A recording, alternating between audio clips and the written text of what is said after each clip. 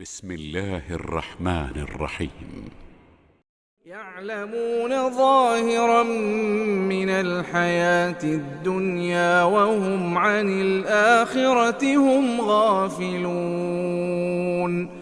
أولم يتفكروا في أنفسهم ما خلق الله السماوات والأرض وما بينهما إلا بالحق وأجل مسمى وإن كثيرا من الناس بلقاء ربهم لكافرون. അസ്സലാമു അലൈക്കും വറഹ്മത്തുള്ളാഹി വബറകാതുഹു. ഖുർആൻ പദം 1372 ദിവസത്തിലേക്ക് എല്ലാവരെയും ഹാർദമായി സ്വാഗതം ചെയ്യുന്നു. വിശുദ്ധ ഖുർആനിലെ 30-ാമത്തെ അധ്യായമായ സൂറത്തുർ റൂമിലെ 7-8 ആയത്തുകളാണ് ഇന്ന് പഠന വിധേയമാക്കുന്നത്. ക്ലാസ് ആരംഭിക്കുന്നതിനായി ആദരണീയനായ ഡോക്ടർ A.I. വിലായത്തുള്ള സാഹിബിനെ ക്ഷണിക്കുന്നു. അസ്സലാമു അലൈക്കും വറഹ്മത്തുള്ളാഹി വബറകാതുഹു. أعوذ بالله من الشيطان الرجيم. بسم الله الرحمن الرحيم. يعلمون ظاهرا من الحياة الدنيا وهم عن الآخرة هم غافلون. أفلم يتفكروا في أنفسهم ما خلق الله السماوات والأرض وما بينهما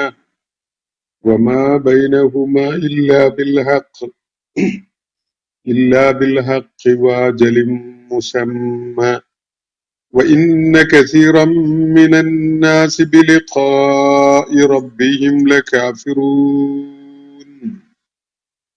صدق الله العلي العظيم.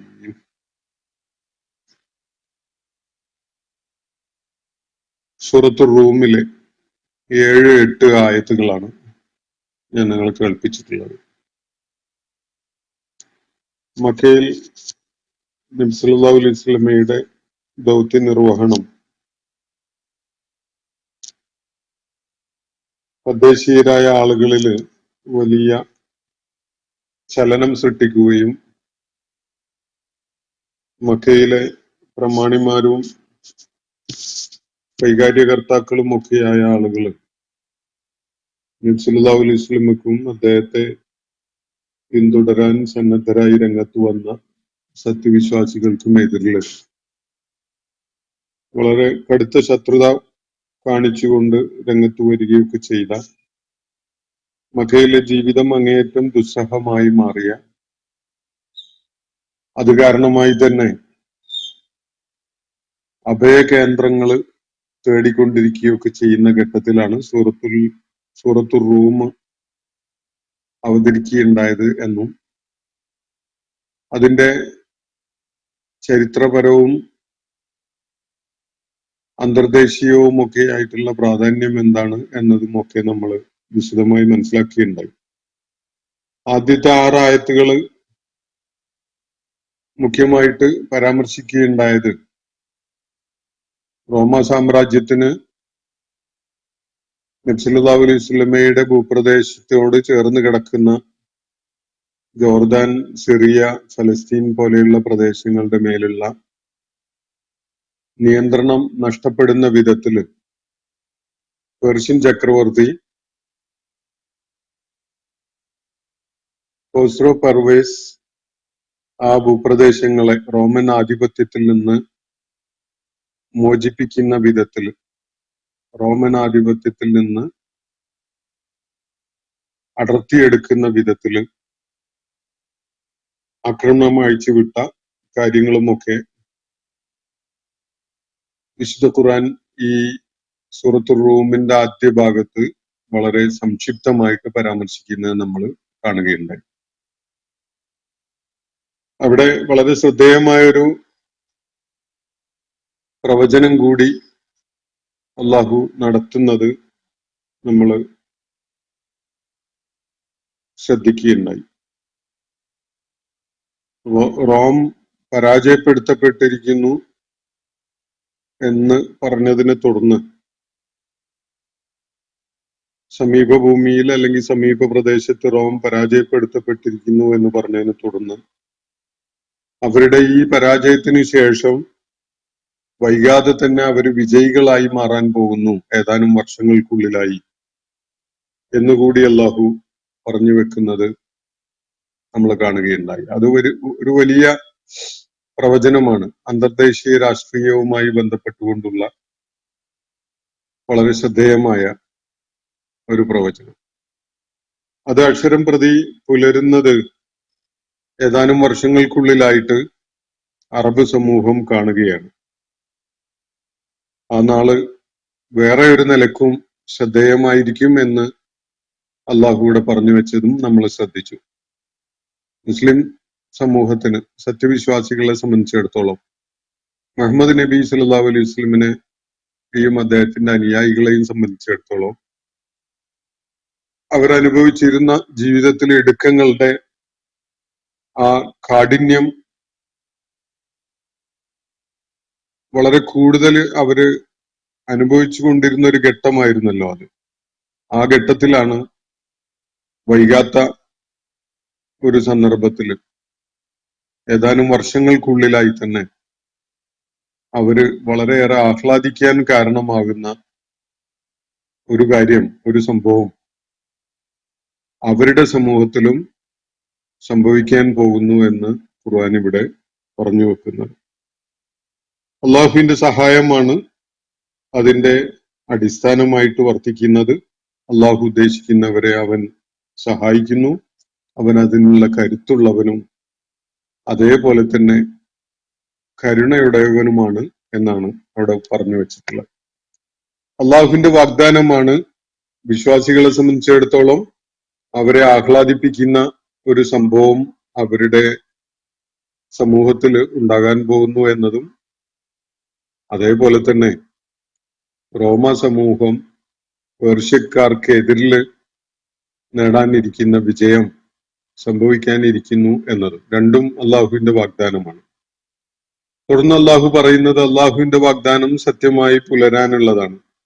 അതൊരിക്കലും തന്നെ അള്ളാഹു ലംഘിക്കുകയില്ല. അള്ളാഹുവിന്റെ വാഗ്ദാനം അള്ളാഹു കൃത്യമായി പാലിച്ചിരിക്കും. എന്നാൽ ജനങ്ങളിലേറെ പേരും അതിനെക്കുറിച്ചൊന്നും ആലോചനയുള്ളവരോ കാര്യങ്ങളുടെ ശരിയായ വിധത്തില് കാര്യങ്ങളെ വിലയിരുത്തുന്നവരോ അതിനെ മനസ്സിലാക്കാൻ ശ്രമിക്കുന്നവരോ ഒന്നുമല്ല.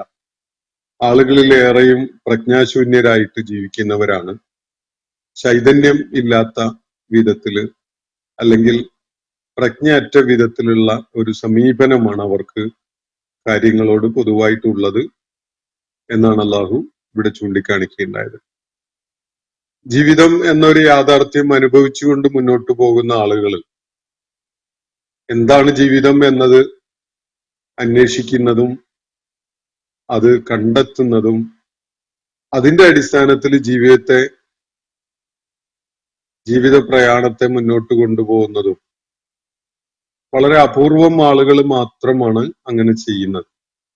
ഒരു ഒഴുക്കിനനുസരിച്ച് അങ്ങനെ പോകുന്ന, ബാക്കിയുള്ളവരൊക്കെ എങ്ങനെ ജീവിക്കുന്നു അതുപോലെ ഞാനും, ബാക്കിയുള്ളവരൊക്കെ എവിടെ നിൽക്കുന്നു അതുപോലെ അവിടെ തന്നെ ഞാനും, ബാക്കിയുള്ളവരൊക്കെ എന്തൊക്കെ ചെയ്ത്, എന്തൊക്കെ തിന്ന്, എന്തൊക്കെ കുടിച്ച്, എന്തൊക്കെ ജോലികളിൽ ഏർപ്പെട്ട് കഴിയുന്നു അതുപോലെയൊക്കെ ഞാനും എന്ന ഒരു സമീപനം സ്വീകരിക്കുന്ന പ്രജ്ഞാശൂന്യരാണ് എല്ലാവിധ കഴിവുകളും ഉണ്ടായിരിക്കെ തന്നെ മനുഷ്യരുടെ കൂട്ടത്തിൽ പലരും.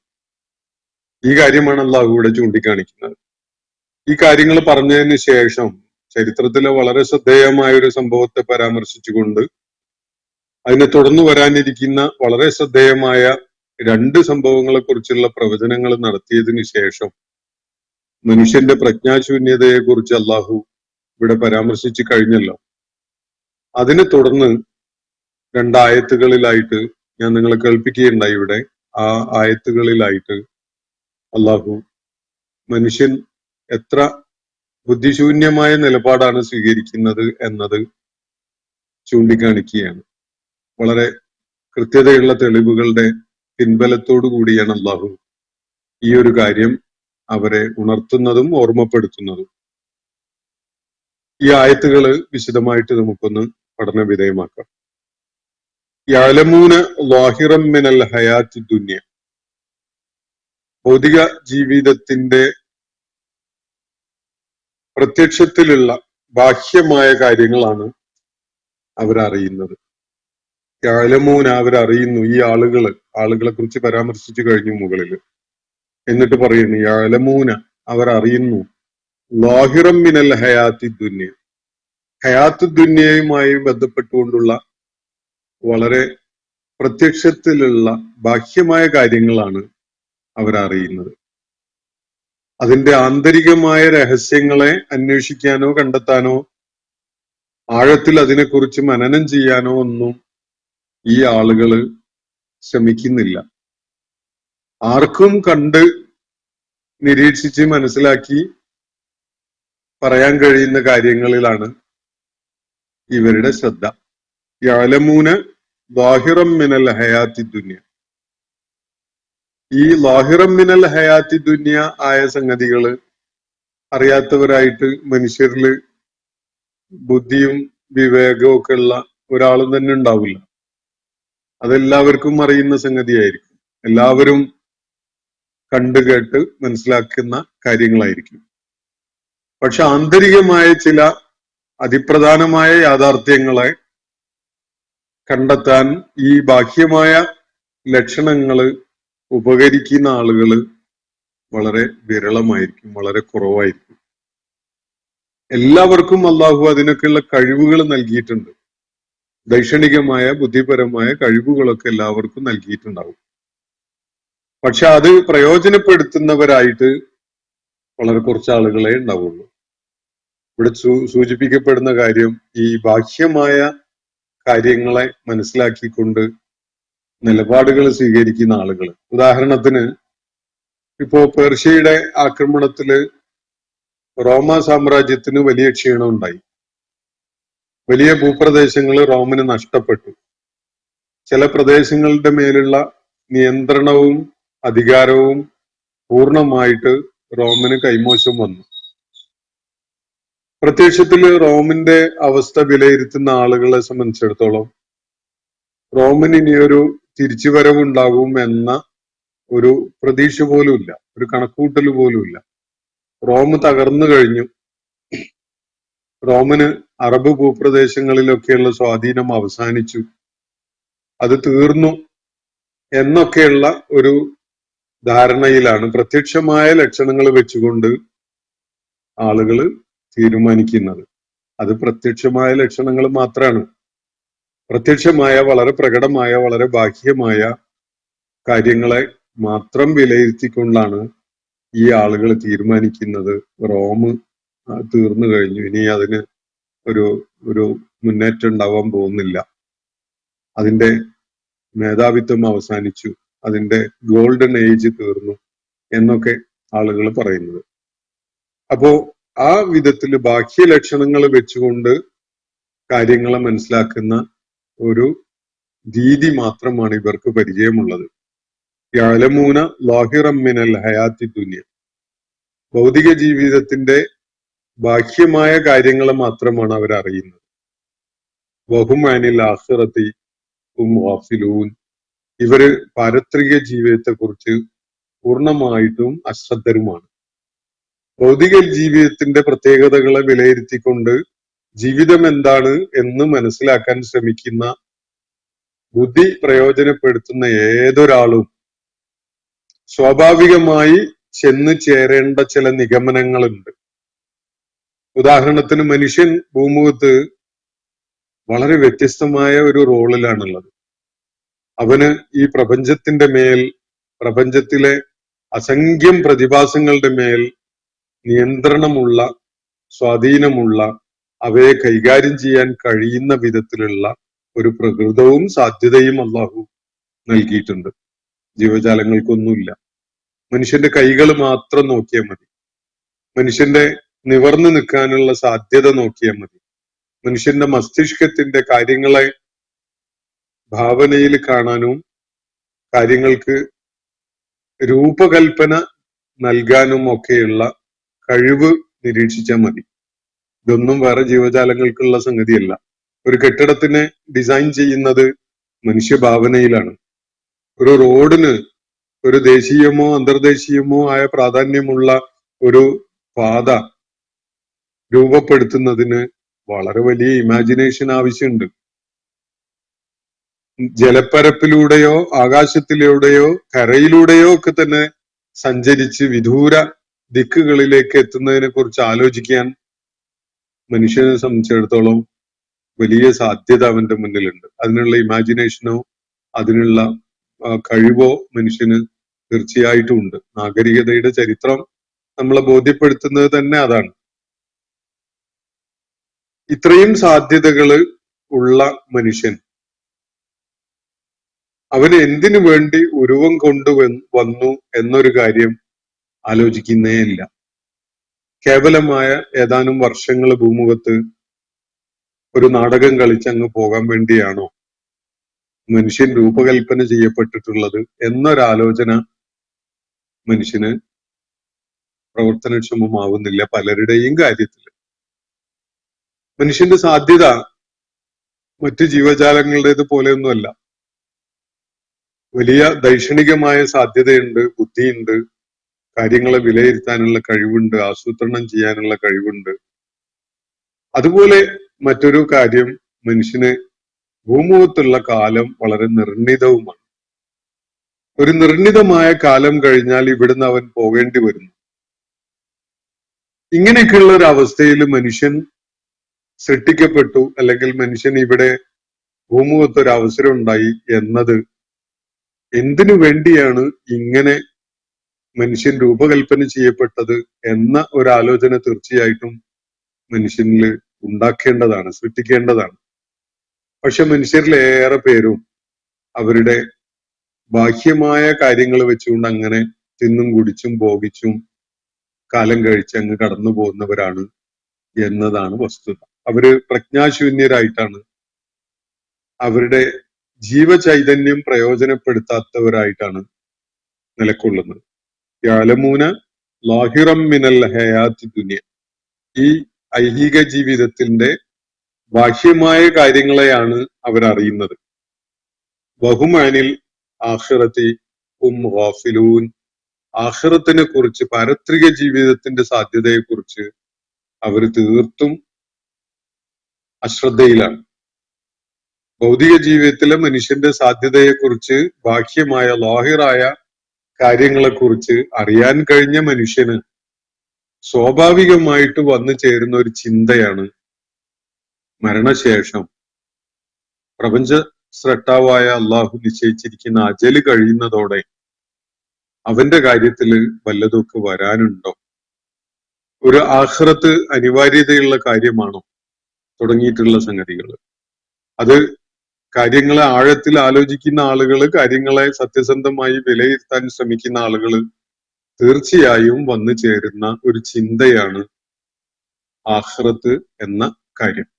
പക്ഷെ അതിനെക്കുറിച്ച് ഭൂരിപക്ഷം മനുഷ്യരും, അധിക പേരും അശ്രദ്ധരാണ്, ഗഫലത്തിലാണ് എന്നാണ് അള്ളാഹു കൂടെ സൂചിപ്പിക്കുന്നത്. ഇവിടെ റോമിനെ സംബന്ധിച്ച് പറഞ്ഞ കാര്യത്തില് റോമിന്റെ പരാജയം, അതിന്റെ വ്യാപ്തി, അതുണ്ടാക്കുന്ന കോൺസിക്വൻസസ്, ഇതിനെക്കുറിച്ചൊക്കെ നമ്മുടെ ചാനലുകളിൽ ഓരോ രാഷ്ട്രീയ സംഭവ വികാസങ്ങൾ ചർച്ച ചെയ്യുമ്പോൾ ഓരോ പ്രതിഭാസങ്ങൾ എഴുന്നള്ളിയിട്ട് സംസാരിക്കുന്നത് നമ്മളൊക്കെ കാണാറുണ്ടല്ലോ ടെലിവിഷൻ ചാനലുകളിൽ. അവരുടെ സംസാരം ഒന്ന് ശ്രദ്ധിച്ചു നോക്കിയാൽ മതി. ബാഹ്യമായി നടന്നു കഴിഞ്ഞ എല്ലാവർക്കും കാണാൻ കഴിയുന്ന കാര്യങ്ങളെ കുറിച്ച് നിർത്താതെ സംസാരിച്ചു കൊണ്ടിരിക്കുന്ന ഈ ചാനൽ വിദ്വാൻമാര് അതിന്റെ അപ്പുറത്തേക്കുള്ള യാഥാർത്ഥ്യങ്ങളെ കുറിച്ച് യാതൊരു ബോധവും കാണിക്കാറില്ല എന്നതാണ് വസ്തുത. ഇപ്പൊ നമ്മുടെ പഹൽഗാമിലുണ്ടായ ആക്രമണം ഉണ്ടായി മിനിറ്റുകൾക്കുള്ളിൽ തന്നെ അതാരാണ് ചെയ്തത്, എവിടുന്നാണ് ചെയ്തത്, ആരാണ് ആസൂത്രണം ചെയ്തത് തുടങ്ങിയിട്ടുള്ള കാര്യങ്ങളിലൊക്കെ എന്തൊരു വ്യക്തതയോടുകൂടിയാണ് ഈ മഹാന്മാര് സംസാരിച്ചുകൊണ്ടിരിക്കുന്നത്. ഇത്രയൊക്കെ കാര്യങ്ങളെ സൂക്ഷ്മമായിട്ട് സെക്കൻഡ് വെച്ച് മനസ്സിലാക്കാൻ പറ്റിയിരുന്നവരാണ് ഇവരെങ്കിൽ ഇത്തരം ആയിരക്കണക്കിന് ആളുകൾ നമ്മുടെ രാജ്യത്ത് ഉണ്ടല്ലോ. ഇത്തരം ആളുകൾ അവർക്ക് ഒരു 5 മിനിറ്റ് നേരത്തെ മനസ്സിലാക്കിയിട്ട് തടയാമായിരുന്നില്ലേ?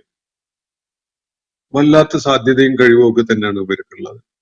അത് ചെയ്തതാര്, എവിടെയാണ് അത് ആസൂത്രണം ചെയ്യപ്പെട്ടിട്ടുള്ളത്, അതിന്റെ ചരിത്രം എന്ത്, ഇതൊക്കെ സെക്കൻഡുകൾ കൊണ്ട് അവര് കണ്ടെത്തി ലോകത്തോട് പറഞ്ഞുകൊണ്ടിരിക്കുക. കേട്ടാ വിചാരിക്കുക അവരതൊക്കെ മനസ്സിലാക്കിയിട്ടുണ്ട്. ഏത് മടയനും പൊട്ടനും മനസ്സിലാക്കാൻ കഴിയുന്ന കാര്യങ്ങളല്ലാതെ ഇവരാരും ലോകത്തോട് പറയാറില്ല. അതിന്റെ പിന്നിലുള്ള ശക്തികൾ ആരാണ്, എന്ത് താല്പര്യത്തിലാണ് അത് ആസൂത്രണം ചെയ്യപ്പെട്ടിട്ടുള്ളത് തുടങ്ങിയിട്ടുള്ള കാര്യങ്ങളൊന്നും അവർക്ക് അറിയില്ല. അവര് കാര്യങ്ങളെ ചേർത്ത് വെച്ച് മനസ്സിലാക്കിയാൽ പലർക്കും മനസ്സിലാക്കാൻ സാധിക്കുമോ? അതൊന്നും ചെയ്യൂല. വസ്തുതകളൊന്നും അവര് ചേർത്ത് വായിച്ച് ഉൾക്കൊള്ളൂല. അപ്പൊ ഇവിടെ അള്ളാഹു പറയുന്നത് റോമിന്റെ പരാജയം മാത്രം കാണുകയാണ് ഇവർ. റോമിന്റെ പരാജയം കാണാൻ ആ ഘട്ടത്തിൽ കഴിയാത്തവരായിട്ട് ആരാണുള്ളത്? ധിഷണ ആവശ്യമുള്ളത്, കഴിവ് ആവശ്യമുള്ളത് റോമ് വൈകാത്ത ഭാവിയിൽ വിജയം നേടാനുള്ള സാധ്യതയുടെ ചില സൂചനകൾ അവിടെ ഉണ്ട് എന്നുള്ളത് കാണാനാണ്. അള്ളാഹുവിടെ പറയുന്നത് ലാഹിറായ കാര്യങ്ങൾ മാത്രം മനസ്സിലാക്കിക്കൊണ്ട് സംസാരിക്കുന്നവരാണ് ഇവര്. എന്നാൽ ഒരു പാരത്രിക ജീവിതമുണ്ട് എന്ന കാര്യത്തെ പൂർണ്ണമായിട്ട് അശ്രദ്ധയിൽ വിട്ടിരിക്കുകയാണ് അവര്. അതിനെക്കുറിച്ച് അവര് കൺസേൺഡേ അല്ല, ആലോചിക്കുന്നേ ഇല്ല. ഒരു സെക്കൻഡ് പ്രയോജനപ്പെടുത്തിക്കൊണ്ട് ജീവിതത്തിന്റെ യാഥാർത്ഥ്യം ഉൾക്കൊണ്ടുകൊണ്ട് ജീവിക്കുന്ന, സത്യത്തെ അംഗീകരിച്ചുകൊണ്ടും പിന്തുണച്ചുകൊണ്ടും ജീവിക്കുന്ന ഒരു വളരെ കുറഞ്ഞൊരു സമയമെങ്കിലും എന്റെ ജീവിതത്തിൽ ഉണ്ടാകുന്നത് എന്റെ ജീവിതത്തെ അന്വർത്ഥമാക്കുന്ന ഒരു കാര്യമാണ് എന്ന കാര്യം അവര് മനസ്സിലാക്കുന്നില്ല. എത്രയോ ആളുകൾ വ്യക്തിപരമായി ഞാൻ പലരോടും സംസാരിക്കാറുണ്ട്. അത്തരം ആളുകള് ഇപ്പോ ഒരു 50-60 വയസ്സൊക്കെ എത്തുമ്പോഴേക്ക് അവര് ജീവിതത്തിന്റെ എല്ലാ ഇടപാടുകളും ക്ലോസ് ചെയ്ത് അങ്ങനെ കാത്തു നിൽക്കുകയാണ്. പക്ഷെ ഇതുവരെ ജീവിച്ചത് ശരിയായ ദിശയിലാണോ എന്ന കാര്യം പോലും അവർക്കറിയില്ല. എന്നാൽ യാഥാർത്ഥ്യം ഉൾക്കൊണ്ടുകൊണ്ട് ഒരു 5 ദിവസമെങ്കിലും വേണ്ട, 5 മണിക്കൂറോ 5 മിനിറ്റോ എങ്കിലും സത്യം ഉൾക്കൊണ്ടുകൊണ്ട് എനിക്ക് മരിക്കാൻ കഴിയണം എന്നൊരാലോചന കാണിക്കുന്ന ആളുകൾ വളരെ വിരളമാണ്. ബാഹ്യമായ കാര്യങ്ങൾ മാത്രം വെച്ചുകൊണ്ട് അഭിപ്രായം പറയുന്ന, വിലയിരുത്തുന്ന, സംസാരിക്കുന്ന, അത് മാത്രം മനസ്സിലാക്കുന്ന ആളുകൾ. എന്നാൽ മറഞ്ഞു കിടക്കുന്ന ഒരു കാര്യമാണ് മനുഷ്യനെ സംബന്ധിച്ചിടത്തോളം അവന്റെ ആഖിറത്ത് എന്നത്. വിശുദ്ധ ഖുർആൻ അതിനെ കുറിച്ച് പറയുന്നത് നമ്മൾ നേരത്തെ കാണുകയുണ്ടായി. ഹയാത്തുൽ ദാറൽ ആഖിറ എന്ന് പറഞ്ഞുകൊണ്ട് അള്ളാഹു പറഞ്ഞത് ഇയൽ ഹയവാൻ എന്ന് പറഞ്ഞ ഒരു കാര്യം നമ്മൾ നേരത്തെ കണ്ടു. ദാറുൽ ആഖിറത്താണ് യഥാർത്ഥത്തിലുള്ള ജീവിതം എന്നത് വിശുദ്ധ ഖുർആൻ നമ്മൾ പിന്നിട്ട ഭാഗത്ത് സൂറത്തുൽ അൻകബൂത്തില് വിശദമായിട്ട് വളരെ ശ്രദ്ധേയമായ, വളരെ ഹൃദയസ്പൃക്കായ ശൈലിയിൽ നമ്മളോട് പറയുന്നത് നമ്മൾ കാണുകയുണ്ടായി. അത് മനുഷ്യന് സ്വന്തം സ്വത്വത്തെ കുറിച്ച് മനസ്സിലാക്കിയാൽ ബോധ്യപ്പെടുന്ന ഒരു കാര്യമാണ്. എന്തിനു വേണ്ടിയാണ് മനുഷ്യന് ഇത്രയും കഴിവ് നൽകപ്പെട്ടിരിക്കുന്നത്? എന്തിനു വേണ്ടിയാണ് മനുഷ്യന് നിവർന്നു നിൽക്കാനുള്ള സാധ്യത അള്ളാഹു നൽകിയിട്ടുള്ളത്? എന്തിന്റെ പേരിലാണ് അള്ളാഹു പ്രപഞ്ചത്തിലെ ഒട്ടുമിക്കവാറും സംഗതികളുടെ മേൽ അവന് വലിയ കഴിവും ആധിപത്യവും നൽകിയിട്ടുള്ളത്? അവന് വിധേയപ്പെടുകയാണ് പ്രപഞ്ചത്തിലെ മിക്കവാറും സംഗതികളൊക്കെ. നമ്മൾ ഏതെങ്കിലും ഒരു മൃഗത്തിനെ കാണുന്നുണ്ടോ? ഒരു വൃക്ഷത്തെ അല്ലെങ്കിൽ ഒരു ചെടിയെ ഒരിടത്തുനിന്ന് അടർത്തിയെടുത്തിട്ട് മറ്റൊരിടത്ത് കൊണ്ടുപോയി കുഴിച്ചിടുന്നതായിട്ട്? പക്ഷെ മനുഷ്യൻ ചെയ്യാറില്ലേ? ഇവിടെ പൊട്ടി മുളച്ചുണ്ടാവുന്ന ചെടികളെ അതിന്റെ ഇലകളും നമ്പുകളും അതിന്റെ കായ്കനികളും ഒക്കെ കടിച്ച് ചവച്ച് തിന്നുന്ന ഒരുപാട് ജീവജാലങ്ങളെ നമ്മൾ കാണുന്നുണ്ട്. പക്ഷെ കുറെ വിത്ത് ഒരിടത്ത് മണ്ണ് തയ്യാറാക്കി ശരിയാക്കിയിട്ട് അവിടെ കുഴിച്ചിട്ട് അത് അവിടെ മുളച്ചു വന്ന് അതൊരു വിളയായിട്ട് അങ്ങ് വളർന്നു വരുന്ന അങ്ങനെ ഒരു പണിയെടുക്കുന്ന ഒരു മൃഗത്തെ നമ്മൾ കണ്ടിട്ടുണ്ടോ? ഒരിക്കലും ഇല്ല. മനുഷ്യൻ വളരെ വ്യത്യസ്തനാണ്. വളരെ വലിയ കഴിവുകൾ മനുഷ്യന് നൽകിയിട്ടുണ്ട്. പക്ഷെ ഈ കഴിവുകൾ കേവലമായ ബാഹ്യമായ സംഗതിയിൽ ഉടക്കി നിൽക്കുന്നതിന് വേണ്ടി അവൻ ഒതുക്കി നിർത്തിയിരിക്കുകയാണ്. ഈ കഴിവ് മതി അവന് സ്വന്തം സ്വത്വത്തിന്റെ സൂചനകളും എന്തിനു വേണ്ടി താൻ ഭൂമിയിലേക്ക് നിയോഗിക്കപ്പെട്ടു എന്ന കാര്യം ആലോചിച്ച് മനസ്സിലാക്കാൻ. അതിനോട് പ്രവാചകന്മാര് നൽകിയ സന്ദേശം ചേർത്ത് വെക്കുക മാത്രമേ വേണ്ടതുള്ളൂ. അത് ചേർത്ത് വെക്കുന്നതോടുകൂടി കൃത്യമായ ഒരു ബോധ്യം മനുഷ്യനെ സംബന്ധിച്ചിടത്തോളം കരഗതമാകും. സ്വന്തമായ ആലോചന, സ്വന്തമായ കഴിവിനെ കുറിച്ചുള്ള, തന്റെ ജീവിത പ്രയാണത്തെ കുറിച്ചുള്ള, തീർന്നു പോകുന്ന അവസാനിക്കുന്ന ഒരു സംഗതിയായിരുന്നു ജീവിതമെങ്കിൽ അതിനെന്തോ ഒരു പ്രത്യേക പേർപ്പസ് ഉണ്ടല്ലോ. ഒരു മുയല് വളർന്നു വരുന്നത് ആർക്കെങ്കിലും ഭക്ഷണമാവാനായിരിക്കും, ഒരു മാന് വളർന്നു വരുന്നത്, ഒരു കോഴി വളർന്നു വരുന്നത് അങ്ങനെയൊക്കെ ആയിരിക്കും. അതിന് ചില ലക്ഷ്യങ്ങളുണ്ട്. എന്താണ് മനുഷ്യൻ വളർന്ന് വലുതായി ഒരു കാലം ഇവിടെ ജീവിച്ച് തീർന്നിട്ട് ആരെന്ത് പ്രതീക്ഷിക്കുന്നു, എന്താണ് അവനെ കൊണ്ട് ഉദ്ദേശിക്കപ്പെട്ടിട്ടുള്ളത്? ആലോചന ഉണ്ടാവണില്ല മനുഷ്യനെ സംബന്ധിച്ചിടത്തോളം. അള്ളാഹുവിടെ പറയുന്ന കാര്യം അതാണ്. യഅലമൂന ളാഹിറൻ മിനൽ ഹയാത്തി ദുനിയ വഹും അനിൽ ആഖിറതി ഹും ഗാഫിലൂൻ. ആഖിറത്തിനെ കുറിച്ച് അവർ തീർത്തും അശ്രദ്ധരാണ്. എന്നിട്ട് അള്ളാഹു തുടർന്ന് ഒരു ചോദ്യം ഉന്നയിക്കുകയാണ്. അവലം യതഫക്കറു ഫി അൻഫുസിഹിം. ഈ കൂട്ടർ സ്വന്തം കാര്യമെങ്കിലും ഒന്ന് ആലോചിക്കുന്നില്ലേ? സ്വന്തം സ്വത്വത്തിനെ കുറിച്ചെങ്കിലും ഇവരൊന്ന് ആലോചിക്കുന്നില്ലേ? എന്തേ ഇവര് സ്വന്തത്തെ കുറിച്ചെങ്കിലും ഒന്ന് ആലോചിക്കുന്നവരാവാത്തത്? മാ ഖലഖല്ലാഹു സമാവാതി വൽ അർള വമാ ബൈനഹുമാ ഇല്ലാ ബിൽ ഹഖ്. അവര് സ്വന്തത്തെ കുറിച്ചൊന്ന് ആലോചിച്ച് നോക്കട്ടെ. തന്റെ സാധ്യതകൾ എന്തൊക്കെയാണ്, എന്തിനു വേണ്ടിയാണ്, എന്ത് റോള് പ്ലേ ചെയ്യാനാണ് താൻ ഇവിടെ വന്നിരിക്കുന്നത് എന്നതിനെ കുറിച്ച്. മറ്റ് ജീവജാലങ്ങളൊന്നും പോലെയല്ലല്ലോ താൻ. ഇത്രയും വലിയ സാധ്യത മനുഷ്യന് നൽകിയിട്ട് എന്തിനു വേണ്ടിയായിരിക്കണം എന്നൊരാലോചന മനുഷ്യനുണ്ടാവാത്തത് എന്തുകൊണ്ടാണ്? എന്നിട്ട് അള്ളാഹു പറയുന്നത്, ഇനി അവന്റെ കാര്യം അവിടെ നിൽക്കട്ടെ, ആകാശഭൂമികളുടെ കാര്യം ഒന്ന് എടുക്കൂ. സമാവാത്തു വല്ലാറുള്ള അള്ളാഹുവിടെ പറയാണ്, മാ ഖലഖല്ലാഹു സമാവാത്തി വല്ലാറുള്ള. ആകാശങ്ങളെയും ഭൂമിയെയും അള്ളാഹു സൃഷ്ടിച്ചിട്ടില്ല. വമാ ബൈനഹുമ, അവയ്ക്കിടയിലുള്ള സകലതിനെയും, അതിനെയൊന്നും അള്ളാഹു സൃഷ്ടിച്ചിട്ടില്ല.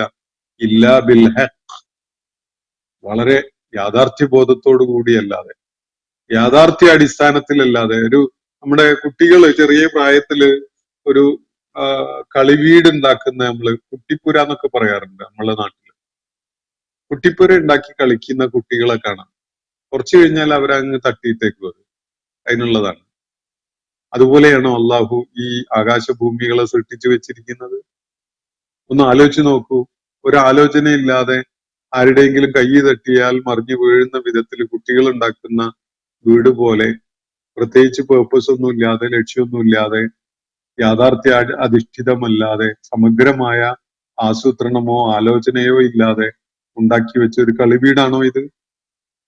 എത്ര സമഗ്രമായിട്ടാണ് ഇവിടെ കാര്യങ്ങൾ സംവിധാനിക്കപ്പെട്ടിട്ടുള്ളത്.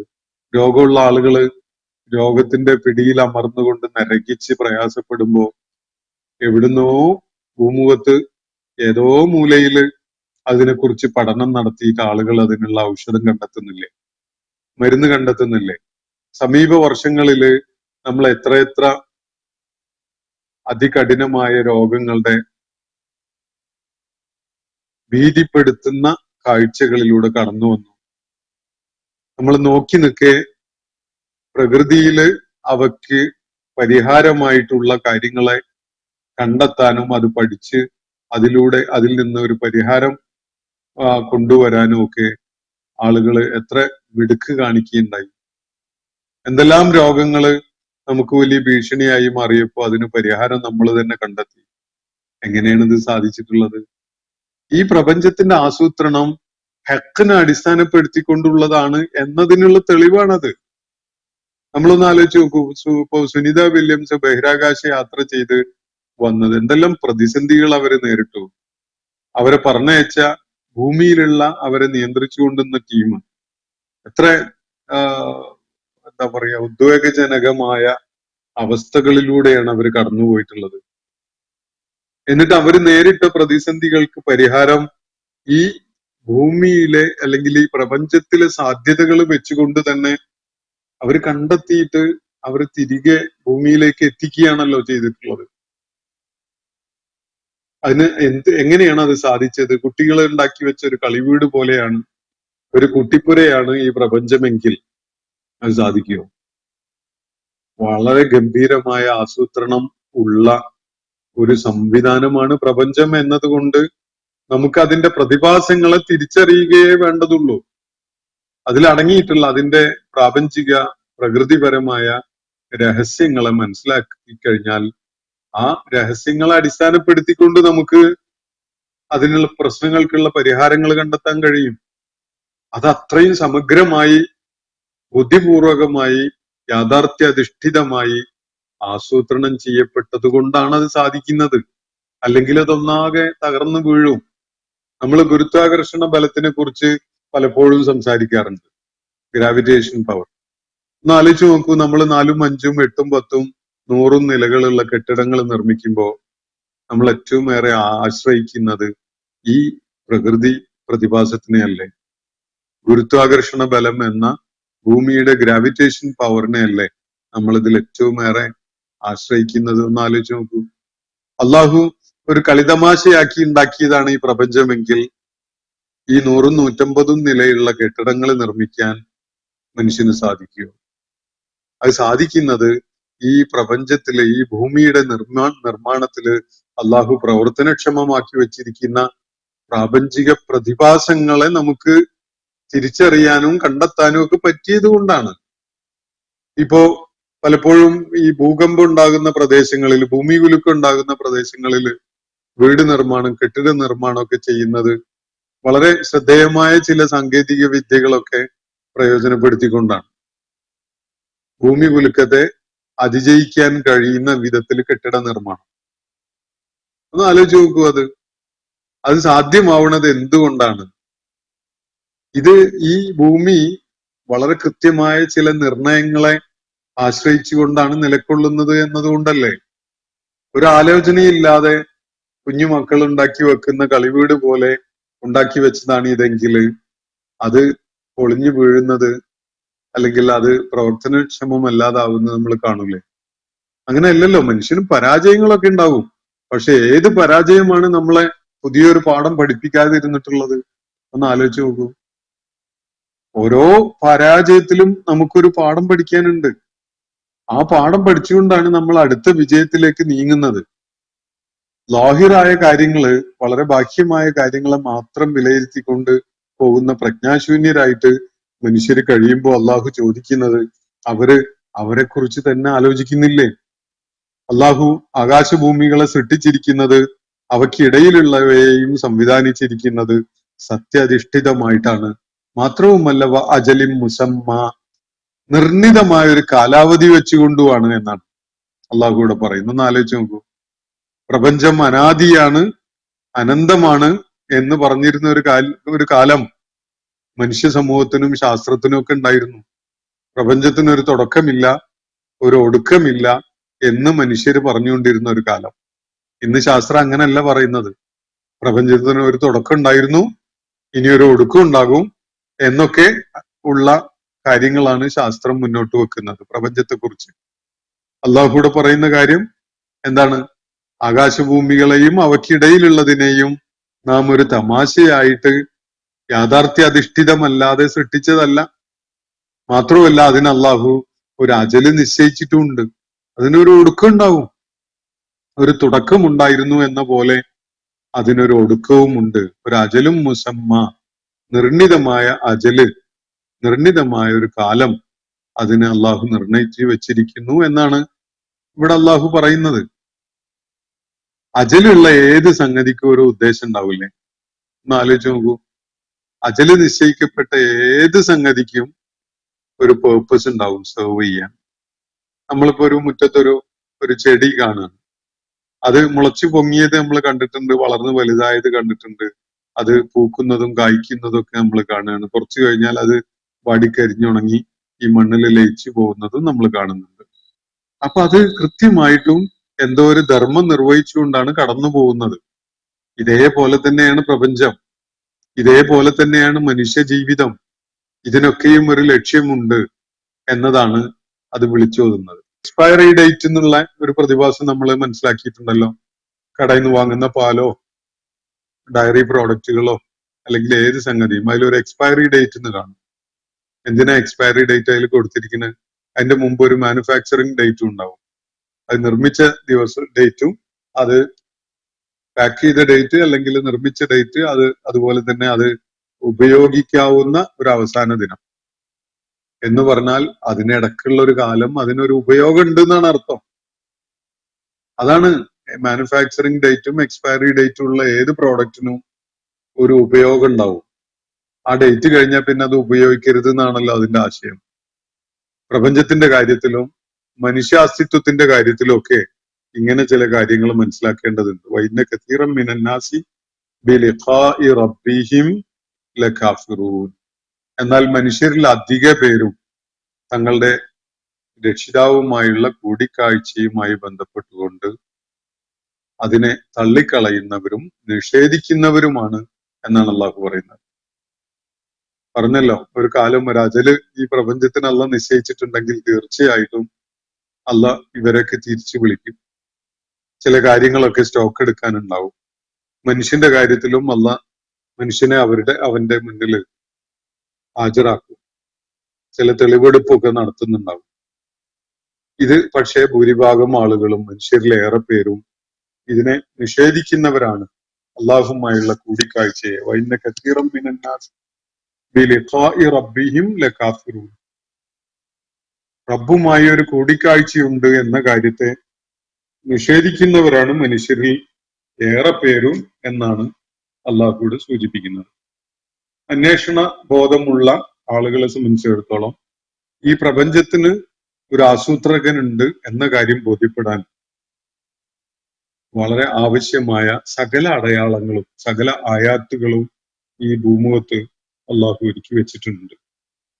പരലോകമുണ്ട്, പാരത്രിക ജീവിതമുണ്ട്, ദാറുൽ ആഖിറത്തുണ്ട് എന്നതിന് ഏറ്റവും വലിയ തെളിവ് തന്നെ ഈ പ്രപഞ്ചത്തിന്റെ പ്രകൃതമാണ്, മനുഷ്യ ജീവിതത്തിന്റെ പ്രകൃതമാണ്.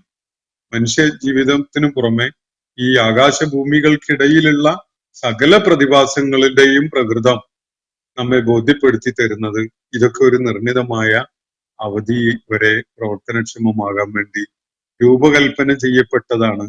ഇതിനൊരു മറുവശം, ഒരു മറുപുറം അരങ്ങേറാനിരിക്കുന്നു എന്ന കാര്യമാണ് നമുക്ക് ബോധ്യപ്പെടുത്തുന്നത്.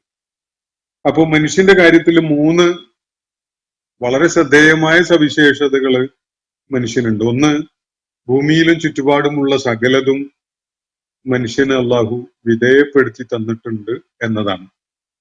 നമ്മൾ മരത്തിന്റെ കൊമ്പ് മുറിച്ച് അത് ഉളിയും അതുപോലെയുള്ള ഉപകരണങ്ങളൊക്കെ ഉപയോഗിച്ച് ചെത്തിക്കൂർപ്പിച്ച് എന്തൊക്കെ ഉണ്ടാക്കുന്നു. പഴയ കാലത്ത് നമ്മൾ ഇരിക്കാനുള്ള പലക നിലത്ത് 3 കാല് കൊടുത്തുകൊണ്ടിരിക്കുന്ന ഒരു മുക്കാലി ഉണ്ടാക്കും. അതുപോലെ നാളികേരത്തിന്റെ തൊണ്ട് ചെത്തി വൃത്തിയാക്കി അതുകൊണ്ട് നമ്മൾ ചിരട്ട ഉപയോഗിച്ച് കയ്യിലുണ്ടാക്കും. അതുപോലെ എന്തൊക്കെ എത്ര പൗരാണികമായ കാലം മുതൽ മനുഷ്യൻ തുടങ്ങിയിട്ടുണ്ട് അതൊക്കെ ചെയ്യാൻ. ജീവജാലങ്ങൾക്ക് സാധിക്കുന്ന ഒരു കാര്യമാണ് അത്. വളരെ പരിമിതമാണ് അവർക്ക് നൽകപ്പെട്ട കഴിവ്. മനുഷ്യന്റെ കഴിവ് വികസിച്ചു വന്ന് ഇന്ന് നമ്മൾ എന്തൊക്കെ രൂപകൽപ്പന ചെയ്തു. വല്യമ്മാനെ നോക്കാൻ റോബോട്ടിനെ ഡിസൈൻ ചെയ്ത് പ്രയോജനപ്പെടുത്തുന്ന മനുഷ്യര് ജീവിക്കുന്ന ഒരു കാലത്താണ് നമ്മളുള്ളത് എന്നത് നമ്മൾ ഓർക്കേണ്ടതുണ്ട്. മറ്റൊരു സംഗതി, മനുഷ്യന് അള്ളാഹു നൽകിയിട്ടുള്ള വലിയ സവിശേഷമായ ഒരു സാധ്യത എന്ന് പറയുന്നത് എല്ലാ മനുഷ്യന്റെ ഈ കഴിവുകൾക്ക് പുറമെ എല്ലാറ്റിനെയും പ്രപഞ്ചത്തിലുള്ള സകല സംഗതികളെയും അവൻ നമുക്ക് വിധേയപ്പെടുത്തി തന്നിരിക്കുന്നു എന്നതാണ്. വേറെ പ്രാധാന്യമുള്ള ഒരു സംഗതി, ഒരു ജീവിത സരണി തെരഞ്ഞെടുക്കാനുള്ള സ്വാതന്ത്ര്യം മനുഷ്യന് നൽകിയിട്ടുണ്ട് എന്നതാണ്. അല്ലെ, നമ്മൾ കാണുന്നില്ലേ, പുറത്തിറങ്ങിയാൽ അയാൾ കോൺഗ്രസ്സുകാരനാണ്, ഇപ്പുറത്തുള്ളവൻ ലീഗുകാരനാണ്, വേറൊരാള് ഹൈന്ദവ അല്ലെങ്കിൽ ഹിന്ദുത്വത്തിന്റെ ആളാണ്, ഇങ്ങനെയൊക്കെ പറഞ്ഞിട്ട് ആളുകൾ ഓരോ ജീവിത സരണി തെരഞ്ഞെടുത്തിട്ടുണ്ടല്ലോ. ഇത് പൂർണ്ണമായിട്ടും ജീവിത സരണി എന്നുള്ള അർത്ഥത്തിലല്ല ഞാൻ പറയുന്നത്. പക്ഷെ ഇതില് ജീവിത സരണി സംബന്ധമായ ചില അംശങ്ങൾ അടങ്ങിയിട്ടുണ്ടല്ലോ. അപ്പൊ താൻ എങ്ങനെയാണ് ജീവിക്കേണ്ടത്, തന്റെ ജീവിത പന്താവ്, ജീവിത ദിശ എങ്ങനെയായിരിക്കണം എന്നത് ഏതെങ്കിലും പശു അല്ലെങ്കിൽ ഏതെങ്കിലും ആട് തീരുമാനിക്കുന്നത് നമ്മൾ കാണുന്നുണ്ടോ? എന്തെങ്കിലും വ്യത്യാസം ഒരു പശുവിനെ വേറൊരു പശുവിന്റെ ജീവിത നിലപാടിൽ നിന്ന് വ്യത്യാസപ്പെട്ടതായിട്ട് നമ്മൾ ആരെങ്കിലും കാണാറുണ്ടോ, മനസ്സിലാക്കാൻ കഴിയുന്നുണ്ടോ? പക്ഷെ മനുഷ്യൻ അങ്ങനെയല്ല. ഓരോ മനുഷ്യനും സ്വന്തം താല്പര്യങ്ങളും ബുദ്ധിയും തിരിച്ചറിവും ഒക്കെ ഉപയോഗപ്പെടുത്തിയിട്ട് ഒരു ജീവിത സരണി തെരഞ്ഞെടുക്കുന്നുണ്ട്. അതിനുള്ള സ്വാതന്ത്ര്യം ഭരണഘടനയൊന്നുമല്ല, പടച്ച തമ്പുരാൻ മനുഷ്യന് നൽകിയിട്ടുണ്ട്. അതാണ് രണ്ടാമത്തെ സവിശേഷത. മൂന്നാമത്തത്, ജന്മനാ അവനില് ഒരു ധാർമ്മിക ബോധം എന്നൊരു സംഗതി ഉണ്ട്. നമ്മൾ എത്ര ധാർമ്മിക രോഷം കൊള്ളും, സമൂഹത്തിൽ എന്തെങ്കിലും നെറുകേട് നടന്നാല്, ഒരു കൊലപാതകം, ഇപ്പോ ഞാൻ താമസിക്കുന്ന ഇതിന്റെ അടുത്തായിട്ടുള്ള ഒരു വെള്ളക്കെട്ടിൽ 2-3 വർഷങ്ങൾക്ക് മുമ്പ് ഒരാൾ അയാളുടെ ഭാര്യയും മക്കളെയും ഒക്കെ കൊണ്ടുപോയി വെള്ളത്തിൽ ചാടിച്ച് കൊന്നുകളഞ്ഞ ഒരു സംഭവം ഉണ്ടായിട്ടുണ്ട്. ആ സംഭവം അരങ്ങേറിയപ്പോ അതിനെ തുടർന്ന് ആരൊക്കെ എന്തൊക്കെ മാധ്യമങ്ങളിലും അല്ലാതെയും ഒക്കെ ആയിട്ട് അതിനെക്കുറിച്ച് പ്രതിഷേധിച്ചുകൊണ്ട് സംസാരിക്കുകയാണ്. അതില് ആരെങ്കിലും വിട്ടു നിൽക്കുന്നുണ്ടോ? ഏത് ജീവിത സരണി തെരഞ്ഞെടുത്ത ആളും അതിനെക്കുറിച്ചൊക്കെ അഭിപ്രായം പറയുകയാണ്. അത് വലിയ അക്രമമായി പോയി എന്ന് പറഞ്ഞിട്ട്. എന്ന് പറഞ്ഞാൽ മനുഷ്യന് അടിസ്ഥാനപരമായ ഒരു ധർമ്മബോധം അവന്റെ മനസ്സിൽ സ്ഥാപിതമാണ്. ശരി ഏത് തെറ്റേത് എന്നതിനെ കുറിച്ചുള്ള ഒരു ബോധം ഖുർആൻ പറയുന്നുണ്ടല്ലോ, അവന് 2 മാർഗങ്ങൾ കാണിച്ചു കൊടുത്തിട്ടുണ്ട്, ശരിയുടെ മാർഗവും തെറ്റിന്റെ മാർഗവും. അത് ഉള്ളിന്റെ ഉള്ളില് അങ്ങനെ ഒരു ബോധം മനുഷ്യന് പ്രവർത്തനക്ഷമമാണ്. ഈ 3 കാര്യങ്ങളും മനുഷ്യനിൽ പ്രവർത്തനക്ഷമമായി കാണുന്ന ഒരവസ്ഥയിൽ ജീവിതത്തിന് പ്രത്യേകിച്ച് ലക്ഷ്യമൊന്നുമില്ല, അതുകൊണ്ട് പ്രത്യേകിച്ച് ഒരു താല്പര്യമില്ല എന്ന് സങ്കല്പിക്കുകയാണോ മനുഷ്യൻ വേണ്ടത്? ഇനി പ്രപഞ്ചം യാഥാർത്ഥ്യമായിട്ടാണ് അള്ളാഹു സൃഷ്ടിച്ചിരിക്കുന്നതെന്ന് പറഞ്ഞല്ലോ, അതൊരു തമാശക്കളിയായിട്ടല്ല. ഇവിടെ നിങ്ങൾ നോക്കൂ, ഇവിടെ ഉള്ള വെള്ളം എടുത്ത് സ്പ്ലിറ്റ് ചെയ്താലും നമുക്ക് H2O ആണ് കിട്ടുക. 2 ഹൈഡ്രജൻ ആറ്റമും ഒരു ഓക്സിജൻ ആറ്റമും ആണ് കിട്ടുക. അതൊരു തമാശക്കളിയായിട്ടല്ല അള്ളാഹ് വെള്ളം സൃഷ്ടിച്ചിട്ടുള്ളത്. അതുകൊണ്ടാണത്. ഏത് അള്ളാഹു പ്രകൃതിയിലുള്ള ഏത് പ്രതിഭാസം എടുത്തു നോക്കൂ, വളരെ കൃത്യമായ സമഗ്രതയും ആസൂത്രണവും അതിൽ കാണാൻ കഴിയും. അതിനർത്ഥം ഈ പ്രപഞ്ചത്തിലെ ഏത് സംഗതികളുടെയും സംവിധാനം വളരെ കൃത്യമായ സത്യാധിഷ്ഠിതമായ ആസൂത്രണത്തിന്റെ ഫലമായിട്ടുള്ളതാണ്. അതിനെ ആശ്രയിക്കാൻ പറ്റും എന്നതാണ്. മറ്റൊന്ന്, ഈ ഭൂമുഖത്ത് ഒരു സംഗതിയും നശ്വരമല്ലാത്തതായിട്ടില്ല. ഖുർആൻ അടുത്ത് പറയുന്നത് കുല്ലു ഷൈഇൻ ഹാലികുൻ ഇല്ലാ വജ്ഹു റബ്ബി എന്ന്. എന്റെ നാഥന്റെ തിരുമുഖമല്ലാത്ത ബാക്കിയൊക്കെയും തന്നെ നശിച്ചു പോകുന്നു. ഭൂമുഖത്തുള്ള ഇപ്പൊ നമ്മളെ വീട് നിർമ്മാണത്തില് മരത്തിന്റെ വാതിൽ ഉപയോഗിക്കുന്ന അത് ചെതല് പിടിക്കും. നമ്മള് പിന്നെ കോൺക്രീറ്റിന്റെ വാങ്ങി വെക്കാൻ തുടങ്ങി. അത് എന്ത് തട്ടിയാലും പൊടിഞ്ഞു, അവിടെയും ഇവിടെയൊക്കെ പൊട്ടി പൊളിഞ്ഞു പോകും. ഇനിയിപ്പോ നമുക്ക് ഇരുമ്പിന്റെ വാതിലാക്കാം എന്ന് പറഞ്ഞുകൊണ്ട് ഇരുമ്പിന്റെ വാതിൽ ആളുകൾ ഉണ്ടാക്കി വെക്കുന്നുണ്ട്. അതിനും ഉണ്ടാവും ഒരു നശ്വരത. ഏതിനും അള്ളാഹു നശ്വരത ഉള്ള ഒരു പ്രകൃതമാണ് നൽകിയിട്ടുള്ളത് എന്നതാണ് വസ്തുത. അതുകൊണ്ടാണ് ഒരു അജലിനപ്പുറത്തേക്ക് ഒന്നും നിൽക്കാത്തത്. അപ്പോ ഇതൊക്കെയും തന്നെ നിരീക്ഷിക്കുന്ന മനുഷ്യന് ബോധ്യപ്പെടും, പ്രപഞ്ചം അനാദിയല്ല, അതുപോലെ അനന്തതയുള്ളതല്ല എന്നത്. സ്വന്തം അവസ്ഥയെക്കുറിച്ചെങ്കിലും ആലോചിക്കുന്ന മനുഷ്യന് അള്ളാഹു ചോദിക്കുന്ന അതാണ്, അവര് സ്വന്തത്തെക്കുറിച്ചെങ്കിലും ആലോചിക്കുന്നില്ലേ എന്ന്. അപ്പോ മരണാനന്തരം പ്രപഞ്ച സൃഷ്ടാവായ റബ്ബിന്റെ മുന്നിൽ ഹാജരാകേണ്ടി വരും എന്നതിനുള്ള അതിനെ നിഷേധിക്കുന്ന ആളുകളാണ് ഭൂരിഭാഗം. പക്ഷെ അങ്ങനെ ഒരു കാര്യം ബോധ്യപ്പെടാൻ ഈ പ്രകൃതിയിൽ അള്ളാഹു വെച്ചിരിക്കുന്ന കാര്യങ്ങൾ തന്നെ ധാരാളം മതി എന്നൊരു കാര്യമാണ് അള്ളാഹു ഇവിടെ ഉണർത്തുന്നത്. ഇതും റോമുമായിട്ടുള്ള ബന്ധം എന്താണ്? അപ്പൊ റോമിന്റെ വരാനിരിക്കുന്ന ചില സംഭവങ്ങള് അള്ളാഹുവിടെ പ്രവചിച്ചിരിക്കുകയാണല്ലോ, അത് ഇവർക്ക് കാണാൻ കഴിയുന്നില്ല. കാരണം എന്താണ്? അത് ലാഹിറായ കാര്യമല്ല, ബാഹ്യമായ കാര്യമല്ല. എന്ത് ബാഹ്യമായ കാര്യത്തിനപ്പുറത്തേക്ക് കാണാൻ ഇവർക്ക് സ്വന്തം കാര്യത്തിൽ കഴിയുന്നുണ്ടോ? എന്താ ഇവര് ആ നിലക്ക് ആലോചിക്കാത്തത് എന്നതാണ് അള്ളാഹുവിടെ ഉന്നയിക്കുന്ന ഒരു ചോദ്യം. റോമിന്റെ കാര്യത്തില് വരും വർഷങ്ങളിൽ സംഭവിക്കാനുള്ള കാര്യങ്ങൾ മുൻകൂട്ടി കാണാൻ കഴിയുന്നില്ല എന്ന പരിമിതി അവർക്ക് തീർച്ചയായിട്ടും ഉണ്ട്. സ്വന്തം കാര്യത്തിലോ ആലോചന, അള്ളാഹു നൽകിയ ബുദ്ധി കഴിവ് ഒക്കെ പ്രയോജനപ്പെടുത്തിക്കൊണ്ട് ആലോചനയുള്ളവരായി മാറുമ്പോൾ തീർച്ചയായിട്ടും ഇവയുടെ ഒക്കെ അസ്രാറുകൾ ബോധ്യപ്പെട്ടുകൊണ്ട് ശരിയായ സംഗതിയിലേക്ക് വരാൻ അവർക്ക് സാധിക്കും എന്നതാണ് ചൂണ്ടിക്കാണിക്കപ്പെടുന്ന കാര്യം. മക്കയിലെ ആളുകളെ അവരുടെ പ്രജ്ഞാശൂന്യതയിൽ നിന്ന് തട്ടിയുണർത്തുക എന്ന താല്പര്യത്തോടു കൂടിയാണ് ഈ അന്തർദേശീയ രാഷ്ട്രീയം മുതൽ പ്രാപഞ്ചിക പ്രതിഭാസങ്ങളിൽ അടങ്ങിയിരിക്കുന്ന അതിനിഗൂഢമായ കാര്യങ്ങളിലേക്കുള്ള സൂചനകൾ വരെ അള്ളാഹു ഇവിടെ നമുക്ക് നമ്മുടെ മുന്നിൽ ഈ സൂറത്തിന്റെ തുടക്ക ഭാഗത്ത് നൽകുന്നത് എന്നത് കാണാൻ സാധിക്കും. ഞാൻ അവസാനിപ്പിക്കുകയാണ്. വാഖിറു ദഅ്വാന അനിൽ ഹംദുലില്ലാഹി റബ്ബിൽ ആലമീൻ. അസ്സലാമു അലൈക്കും വറഹ്മത്തുള്ളാഹി വബറകാതുഹു. ഇന്നത്തെ ഖുർആൻ പദം ഇവിടെ സമാപിക്കുന്നു. ഖുർആൻ പഠനത്തിൽ പങ്കെടുത്ത എല്ലാവർക്കും അല്ലാഹു അർഹമായ പ്രതിഫലം നൽകി അനുഗ്രഹിക്കട്ടെ. വആഖിറു ദഅ്വാന അനിൽ ഹംദുലില്ലാഹി റബ്ബിൽ ആലമീൻ. അസ്സലാമു അലൈക്കും വറഹ്മത്തുള്ളാഹി വബറകാതുഹു.